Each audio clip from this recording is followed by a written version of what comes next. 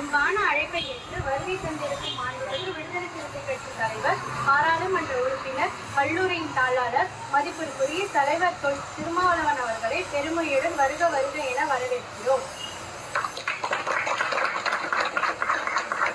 இப்பொழுது அவர் கொடியை ஏற்று சிறப்பு செய்வார்.